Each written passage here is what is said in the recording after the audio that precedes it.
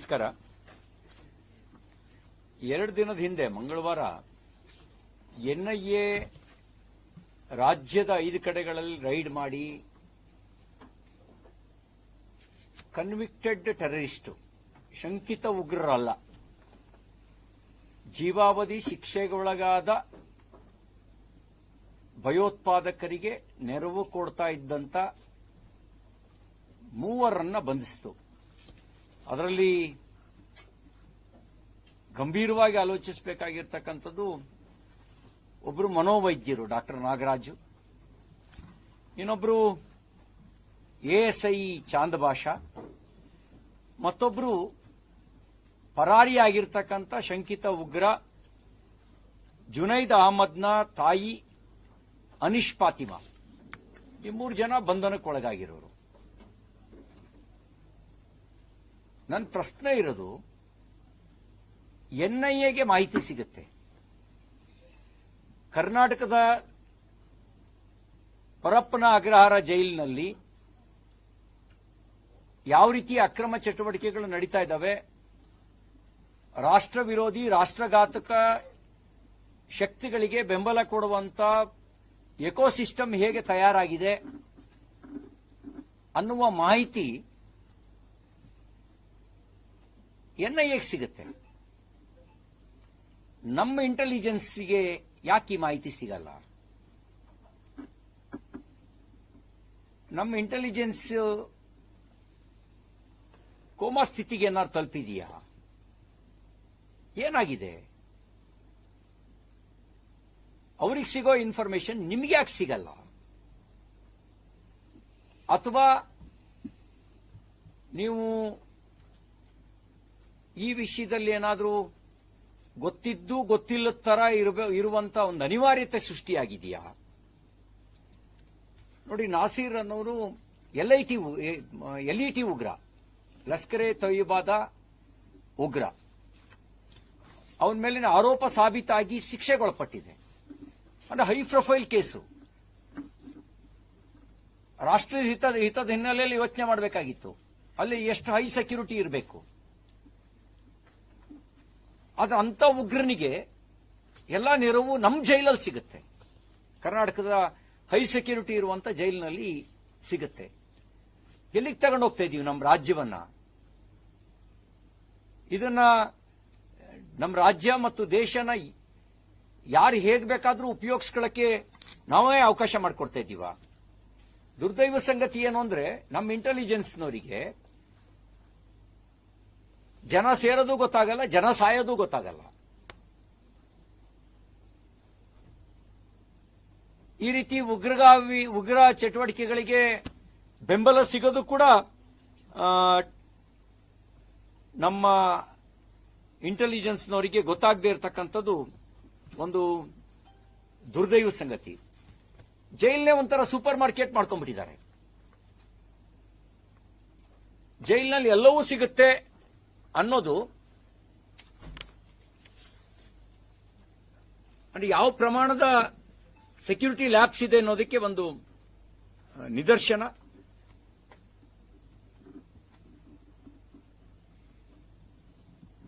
ಅಲ್ಲಿ ತಪಾಸಣೆಗೊಳಪಟ್ಟೆ ಅಂದ್ರೆ ರನ್ಯಾರಾವ್ ಪ್ರಕರಣ ಆದ ನಂತರ ಸೂಕ್ಷ್ಮ ಪ್ರದೇಶಗಳಿಗೆ ಪ್ರವೇಶ ಮಾಡೋರನ್ನು ಕಡ್ಡಾಯವಾಗಿ ತಪಾಸಣೆ ಮಾಡಬೇಕು ಅನ್ನೋದು ಗೊತ್ತಿದ್ದು ಕೂಡ ನಾನು ಡಾಕ್ಟರ್ ನಾಗರಾಜನ್ನ ನಿರಂತರ ತಪಾಸಣೆ ಯಾಕೆ ಮಾಡ್ತಿರ್ಲಿಲ್ಲ?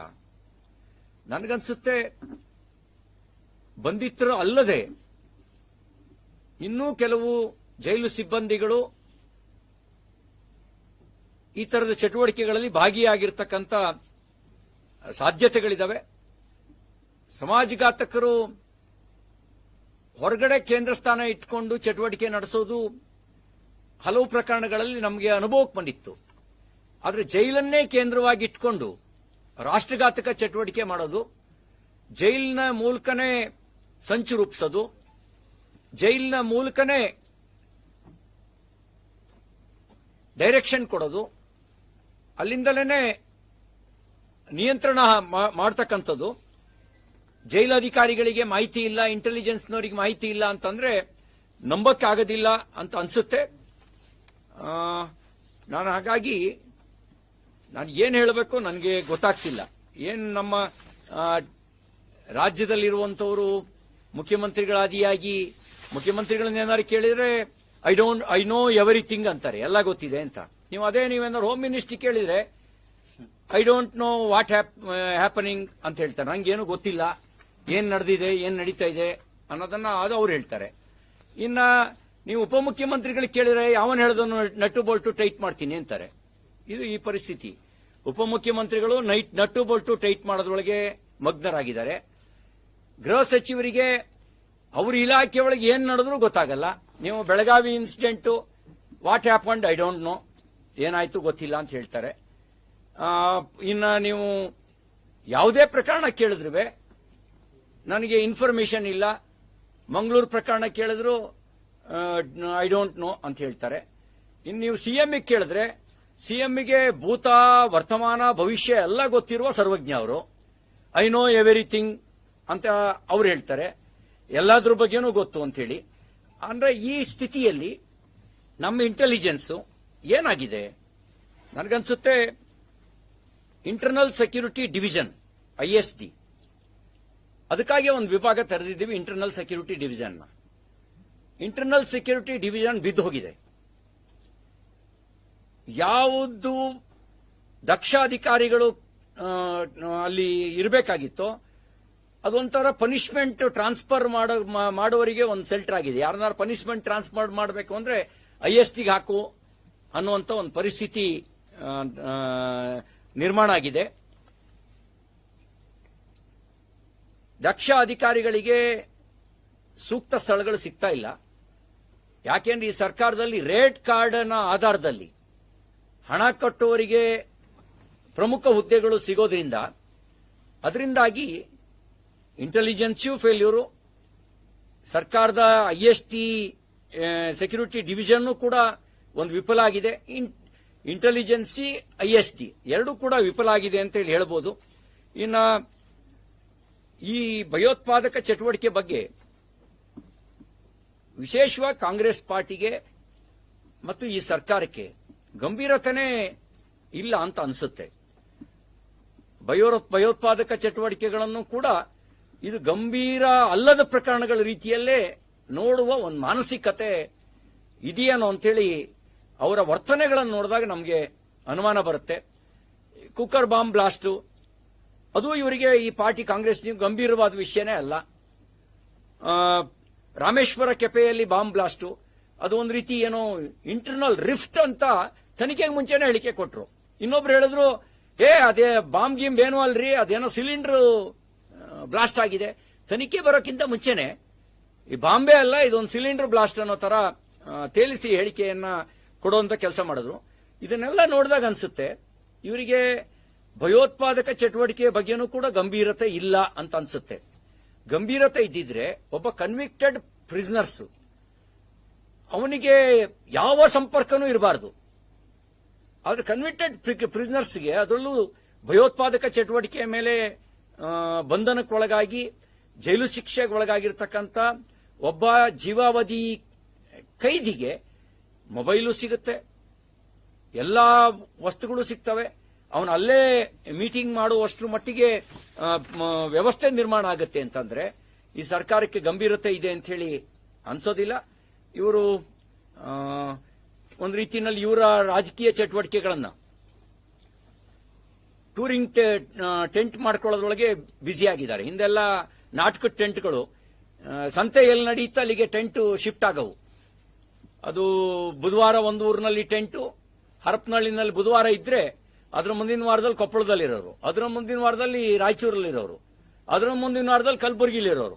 ಹಾಗೆ ಇವರ ನಾಟಕದ ಟೆಂಟು, ಕಾಂಗ್ರೆಸ್ನವ್ರ ನಾಟಕದ ಟೆಂಟು ಒಂದು ವಾರ ಮೈಸೂರಲ್ಲಿರುತ್ತೆ, ಅಲ್ಲಿಂದ ಶಿಫ್ಟ್ ಆಗಿ ಬೆಂಗಳೂರಿಗೆ ಬರುತ್ತೆ, ಬೆಂಗಳೂರಿಂದ ಶಿಫ್ಟ್ ಆಗಿ ದೆಹಲಿಗೆ ಹೋಗುತ್ತೆ, ದೆಹಲಿಯಿಂದ ಶಿಫ್ಟ್ ಆಗಿ ಇನ್ನೊಂದು ವಾರಕ್ಕೆ ಮತ್ತೆ ಕಲಬುರಗಿಗೆ ಬಂದು ಟೆಂಟ್ ಶಿಫ್ಟ್ ಆಗತ್ತೆ. ಈ ತರ ಟೆಂಟ್ ಶಿಫ್ಟ್ ಆಗ್ತಾ ಇದೆ. ರಾಜಕೀಯ ಅಸ್ಥಿರತೆಯಲ್ಲಿ ಗಂಭೀರವಾಗಿರ್ತಕ್ಕಂಥ ವಿಷಯಗಳ ಬಗ್ಗೆ ಮಾನಿಟರ್ ಮಾಡುವವರು, ಗೈಡ್ ಮಾಡುವವರು, ಆಡಳಿತ ಅಂತಕ್ಕಂಥದ್ದು ಬಿದ್ದು ಹೋಗಿದೆ. ಆಡಳಿತ ಅಂತ ಬಿದ್ದೋಗಿರೋ ಕಾರಣಕ್ಕೆ ಇಂಟೆಲಿಜೆನ್ಸ್ನವ್ರು ಇನ್ಫಾರ್ಮೇಶನ್ ಕಲೆಕ್ಟ್ ಮಾಡಿದ್ರು ಅದು ಯಾರಿಗೆ ಹೇಳಬೇಕು ಅಂತ ಗೊತ್ತಾಗ್ತಿಲ್ಲ. ಯಾಕೆ ಅಂತಂದ್ರೆ ಅವ್ರೇನೋ ಹೇಳಕ್ ಮುಂಚೆನೆ ನಮ್ಮ ಮುಖ್ಯಮಂತ್ರಿ ಐ ನೋ ಎವ್ರಿಥಿಂಗ್ ಅನ್ಬಿಡ್ತಾರೆ. ಇನ್ನೇನು ಮುಖ್ಯಮಂತ್ರಿಗಳಿಗೆಲ್ಲ ಗೊತ್ತಿದೆಯಲ್ಲ ಅಂತ ಇಂಟೆಲಿಜೆನ್ಸ್ನವರು ಏನೋ ಸೂಪರ್ ಪವರ್ ಇರಬೇಕು ಮುಖ್ಯಮಂತ್ರಿಗಳಿಗೆ ಅಂತ ಹೇಳೋದನ್ನೇ ಬಿಟ್ಬಿಟ್ಟಿದ್ದಾರೆ. ಇನ್ನ ಗೃಹ ಸಚಿವರಿಗೆ ಹೇಳಿದ್ರೂ ಉಪಯೋಗ ಇಲ್ಲ ಅನ್ನೋ ಕಾರಣಕ್ಕೆ ಅವ್ರಿಗೇನು ಇನ್ಫಾರ್ಮೇಶನ್ ಅವ್ರಿಗೆ ಕೊಡದೇ ಇಲ್ಲ. ಹಾಗಾಗಿ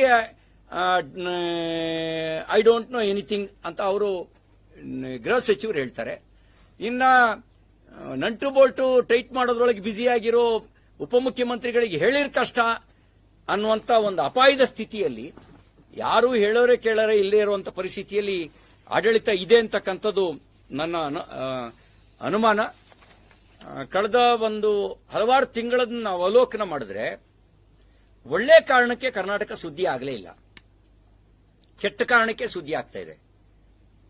ಅದು ಗ್ಯಾಂಗ್ ರೇಪ್ ಕಾರಣಕ್ಕೆ ಸುದ್ದಿ ಆಗ್ತಾ ಇದೆ, ಕಾಲ್ ತುಳಿತದ ಕಾರಣಕ್ಕೆ ಸುದ್ದಿ ಆಯಿತು, ಒಳ್ಳೆ ಕಾರಣಕ್ಕೆ ಕೊಲೆ, ಈ ತರ ಸಾರ್ವಜನಿಕ ರೂಪದಲ್ಲಿ ಹತ್ಯೆ, ಇಂಥ ಕಾರಣಕ್ಕೆ ಸುದ್ದಿ ಆಗ್ತಿರೋದು, ಆತ್ಮಹತ್ಯೆ ಕಾರಣಕ್ಕೆ ಸುದ್ದಿ ಆಗ್ತಿರೋದು ಕರ್ನಾಟಕಕ್ಕೆ ಒಳ್ಳೆಯ ಸಂಗತಿ ಅಲ್ಲ. ನಾನು ಮುಖ್ಯಮಂತ್ರಿಗಳಿಗೆ, ಗೃಹ ಸಚಿವರಿಗೆ, ಉಪಮುಖ್ಯಮಂತ್ರಿಗಳಿಗೆ ಕೇಳಲಿಕ್ಕೆ ಬಯಸ್ತೇನೆ. ನೋಡಿ, ಈ ಬೆಂಗಳೂರು, ಕೋಲಾರದ 5 ಕಡೆ ಎನ್ಐ ಭರ್ಜರಿ ದಾಳಿ, ಉಗ್ರರ ಜೈಲು ಜಾಲಕ್ಕೆ ಶಾಕ್. ಇದು ಅಲ್ಲಿ ಗೊತ್ತಾಗುತ್ತೆ ಜೈಲು ಜಾಲಕ್ಕೆ ಶಾಕ್ ಅಂತ ಎನ್ಐಎಗೆ. ನಿಮ್ಗೆ ಯಾಕೆ ಗೊತ್ತಾಗಲ್ಲ? ನಿಮ್ಗೆ ಏನಾಗಿದೆ ನಿಮ್ಮ ಸರ್ಕಾರಕ್ಕೆ, ನಿಮ್ಮ ಆಡಳಿತ ವ್ಯವಸ್ಥೆಗೆ, ನಿಮ್ಮ ಇಂಟೆಲಿಜೆನ್ಸಿಗೆ ಅನ್ನುವ ಪ್ರಶ್ನೆಯನ್ನ ಈ ಸಂದರ್ಭದಲ್ಲಿ ಅವರಿಗೆ ಕೇಳಲಿಕ್ಕೆ ಬಯಸ್ತೇನೆ. ನಿಮ್ಗೆ ಆಡಳಿತ ನಡೆಸಕ್ ಆಗದೇ ಇದ್ರೆ ಅಧಿಕಾರ ಬಿಟ್ಟು ತೊಲಗಿ. ನಿಮ್ಮಿಂದ ರಾಜ್ಯ ಹಾಳಾಗೋದು ಬೇಡ, ನಿಮ್ಮಿಂದ ದೇಶ ಹಾಳಾಗೋದು ಬೇಡ, ಕರ್ನಾಟಕ ರಾಜ್ಯ ಉಗ್ರರ ತಾಣವಾಗಿ ಬದಲಾಗೋದು ಬೇಡ. ಒಂದು ಜೈಲಿನಲ್ಲಿ ಏನ್ ನಡೀತಾ ಇದೆ ಅನ್ನೋ ಅಂತ ಮಾನಿಟರ್ ಮಾಡಕ್ಕಾಗಲ್ಲ ಅಂದ್ರೆ ಇನ್ನು ರಾಜ್ಯನೇ ನೀವು ಮಾನಿಟರ್ ಮಾಡ್ತೀರಿ. ಬರೀ ಬೆಂಗಳೂರಿನ ಜೈಲಿನಲ್ಲೇ ಈ ಪರಿಸ್ಥಿತಿ ಇದ್ರೆ ಇನ್ನು ಬೇರೆ ಬೇರೆ ಜೈಲುಗಳಲ್ಲಿ ಇನ್ಯಾವ ಪರಿಸ್ಥಿತಿ ಇದೆ? ಹೈ ಪ್ರೊಫೈಲ್ ಕೇಸ್ಗಳದ್ದೇ ಈ ಪರಿಸ್ಥಿತಿ ಆದ್ರೆ ಇನ್ನು ಬಾಕಿ ಕಡೆಗಳ ಕೆಳಗಡೆ ಏನ್ ನಡೀತಾ ಇದೆ ಅಂತಕ್ಕಂಥದ್ದು ನೀವ್ ಹೆಂಗ್ ಮಾನಿಟರ್ ಮಾಡ್ತೀರಿ? ಎನ್ಐಎಗೆ ನೆಟ್ವರ್ಕ್ ಇಡೀ ರಾಜ್ಯದಲ್ಲಿ ಇಲ್ಲ, ಎಲ್ಲ ಜಿಲ್ಲೆಗಳಲ್ಲಿ ಇಲ್ಲ. ನಿಮ್ಗೆ IST ಇದೆ, ನಿಮಗೆ ಇಂಟೆಲಿಜೆನ್ಸ್ ಇದೆ, ಇಡೀ ಜಿಲ್ಲೆಯಲ್ಲಿ ಎಲ್ಲ ಜಿಲ್ಲೆಗಳಲ್ಲೂ ಇಂಟೆಲಿಜೆನ್ಸ್ ನೆಟ್ವರ್ಕ್ ಇದೆ. ನೀವೇನ್ ಮಾಡ್ತಾ ಇದ್ದೀರಿ? ನಿಮ್ದು ಈ ಗಂಭೀರವಾಗಿ ತಗೊಂಡಿಲ್ಲ ಅನ್ನೋದಕ್ಕೆ ಇದಕ್ಕಿಂತ ದೊಡ್ಡ ನಿದರ್ಶನ ಬೇಡ ಅಂತಕ್ಕಂಥ ಮಾತನ್ನ ಈ ಸಂದರ್ಭದಲ್ಲಿ ಹೇಳಿಕ್ ಬಯಸ್ತೀನಿ. ನೋಡಿ, 7 ತಿಂಗಳಲ್ಲಿ 340 ಅತ್ಯಾಚಾರದ ಪ್ರಕರಣಗಳು. ಇದನ್ನು ಒಳ್ಳೆ ಸುದ್ದಿನ ಇದು? ನೆಲಮಂಗಲದಲ್ಲಿ ಅತ್ಯಾಚಾರ, ಮಂಗಳೂರಿನಲ್ಲಿ ಅತ್ಯಾಚಾರ ಅಂತ ಕೇಳೋದು ಒಂದು ಒಳ್ಳೆ ಸುದ್ದಿನ ಇದು? ಈ ತರದ್ದು ಸುದ್ದಿ ಕಾರಣಕ್ಕೆ, ಇದೇ ಸುದ್ದಿ ಕಾರಣಕ್ಕೆ ಹೆಸರಾಗ್ತಿರ್ತಕ್ಕಂಥದ್ದು ಕರ್ನಾಟಕ ದುರದೃಷ್ಟಕರ. ಒಂದು ಈ ಸರ್ಕಾರದ ಭ್ರಷ್ಟಾಚಾರದ ಕಾರಣಕ್ಕೆ ಸುದ್ದಿಯಾಗಿದೆ, ಇಲ್ಲ ಬೆಲೆ ಏರಿಕೆ ಕಾರಣಕ್ಕೆ ಸುದ್ದಿಯಾಗಿದೆ, ಇಲ್ಲ ಅತ್ಯಾಚಾರ, ಹತ್ಯೆ, ಉಗ್ರ ಚಟುವಟಿಕೆ ಇಂಥ ಕಾರಣಕ್ಕೆ ಸುದ್ದಿ ಆಗ್ತಿರ್ತಕ್ಕಂಥದ್ದು ದುರದೃಷ್ಟಕರ ಅಂತಕ್ಕಂಥ ಮಾತನ್ನು ಹೇಳಲಿಕ್ಕೆ ಬಯಸ್ತೇನೆ. ಕಳೆದ ಕೆಲವು ದಿನಗಳಿಂದಲೇ ಚೀಫ್ ಮಿನಿಸ್ಟರ್, ಹೋಮ್ ಮಿನಿಸ್ಟರ್ ಹೇಳಿದ್ದಾರೆ ಕ್ರೈಮ್ ರೇಟ್ ಬಹಳ ಕಡಿಮೆ ಆಗಿದೆ. ತಮ್ಮ ಬೆನ್ ತಾವೇ ತಟ್ಕೊಳ್ತಿದಾರ? ಇದೆಲ್ಲ ಕ್ರೈಮ್ ಅಲ್ವಾ? ಇದು ಆತ್ಮಹತ್ಯೆನಲ್ಲೂ ದಾಖಲೆ, ಹತ್ಯೆಯಲ್ಲೂ ದಾಖಲೆ. ಕ್ರೈಮ್ ರೇಟ್ ಹೆಂಗ್ ಕಡಿಮೆ ಆಗತ್ತೆ? ದರೋಡೆ ಪ್ರಕರಣಗಳು, ಬೀದರ್ನಲ್ಲಿ ದರೋಡೆ ಪ್ರಕರಣ ಆಯ್ತು, ಮಂಗಳೂರಿನಲ್ಲಿ ದರೋಡೆ ಪ್ರಕರಣ ಆಯ್ತು, ಕಲಬುರಗಿನಲ್ಲಿ ದರೋಡೆ ಪ್ರಕರಣ ಆಯ್ತು. ಈ ತರದ ದರೋಡೆ ಪ್ರಕರಣಗಳನ್ನು ನೀವು ಹಿಂದೆ ಯಾವಾಗ ಕೇಳಿದ್ ಹೇಳಿ? ATMಗೆ ಹಣ ತಗೊಂಡು ಹೋಗ್ತಿರ್ಬೇಕಾದ್ರೆ ಹಾಡು ಹಗಲೇ ಗುಂಡು ಹಾಕಿ ಕೊಂದು ಲೂಟಿ ಮಾಡ್ಕೊಂಡು ಹೋದ್ರು. ಇದೆಲ್ಲ ಯಾವಾಗ ನಡೆದಿತ್ತು? ಇದನ್ನ ಯಾವ ಪ್ರಮಾಣದಲ್ಲಿ ಇವರು ಸಮರ್ಥನೆ ಮಾಡ್ಕೊಳ್ತಾರೆ? ಯಾಕೆ ಸಮರ್ಥನೆ ಮಾಡ್ಕೊಳ್ತಾರೆ? ಹೆಂಗ್ ಸಮರ್ಥನೆ ಮಾಡ್ಕೊಳ್ತಾರೆ?